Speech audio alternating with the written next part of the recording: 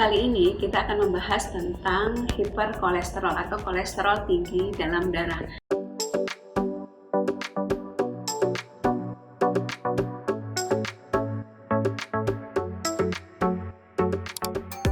Halo semua, bertemu lagi bersama saya Dr. Sarifah dari Klinik Pasadena. Kali ini kita akan membahas tentang hiperkolesterol atau kolesterol tinggi dalam darah. Apa itu kolesterol? Kolesterol merupakan suatu substansi lemak yang terdapat di dalam tubuh kita. Biasanya digunakan tubuh untuk membangun sel-sel tubuh kita. Namun pada saat-saat tertentu, apabila kolesterol ini terlalu banyak di dalam darah akan mengakibatkan masalah-masalah pada pembuluh darah yang menyebabkan terbentuknya plak atau disebut juga dengan plak aterosklerosis yang menyebabkan kekakuan pada pembuluh darah. Nah, hal-hal yang mempengaruhi terjadinya kolesterol tinggi ini yang pertama adalah faktor usia, di mana seiring dengan bertambahnya usia akan terjadi peningkatan kolesterol dalam darah, berat badan berlebih, ada penyakit-penyakit metabolik tertentu misalnya ada diabetes dan penyakit-penyakit lainnya, kemudian ada gangguan psikologis. Nah, hal-hal yang bisa kita lakukan untuk menurunkan kolesterol ini yaitu dengan aktivitas fisik aktivitas fisik, kemudian bisa dengan mengurangi intake zat-zat yang berbahaya misalnya seperti rokok, alkohol dan sebagainya Macam-macam kolesterol itu ada beberapa macam Yang pertama ada kolesterol LDL, low density lipoprotein, karena kolesterol ini di dalam darah akan berikatan dengan molekul protein disebut lipoprotein. Yang LDL ini adalah kolesterol yang sangat jahat karena dia molekulnya kecil sehingga bisa masuk ke seluruh pembuluh darah dan mengakibatkan kerusakan yang luas.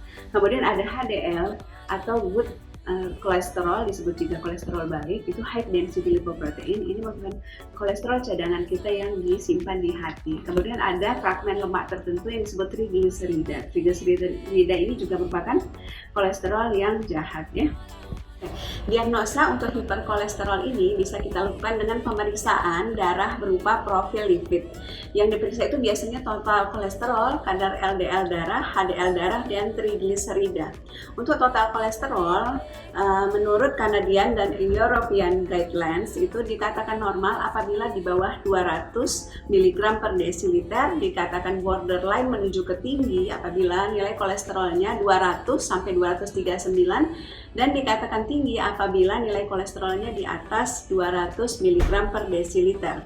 Sementara untuk nilai HDL itu dikatakan rendah apabila di bawah 40. Jadi HDL ini harus dijaga jangan sampai di bawah 40 karena dia merupakan lemak yang baik. Kemudian LDL yang lemak jahat ini harus di bawah 70. Untuk trigliserida itu nilai normalnya adalah di bawah 150. Apabila sudah terdiagnosa di darah kita itu terdapat kolesterol yang tinggi, maka bisa diterapi. Terapi yang paling umum digunakan yang pertama adalah golongan statin.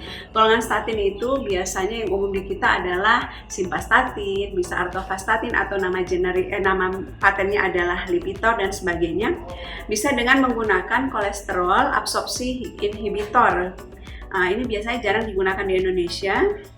Bisa juga dengan bempedoic acid Bisa juga dengan binding acid untuk menekan absorpsi kolesterol Bisa juga dengan memanipulasi pengeluaran garam-garam empedu. Kemudian apabila untuk golongan trigliserida kita menggunakan golongan fibrat, kemudian niacin, bisa dengan suplementasi omega 3. Efek samping statin yang perlu diingat pada pengobatan kolesterol ini bisa nyeri-nyeri otot sehingga mengakibatkan rhabdomyolysis. Kemudian bisa juga terapi apabila LDL kita tinggi bisa dengan PCSK9 inhibitor. Kemudian kita lanjutkan ke bagian selanjutnya. Penyakit-penyakit yang biasanya bersamaan dengan hiperkolesterol ini biasanya ada gagal ginjal kronik, diabetes mellitus, HIV, kemudian ada hipertiroid dan SLE. Penyakit-penyakit yang bisa timbul apabila kita mempunyai kolesterol tinggi bisa berjerawat, bisa muncul kanker tertentu, tekanan darah naik, dan serangan jantung. Faktor resikonya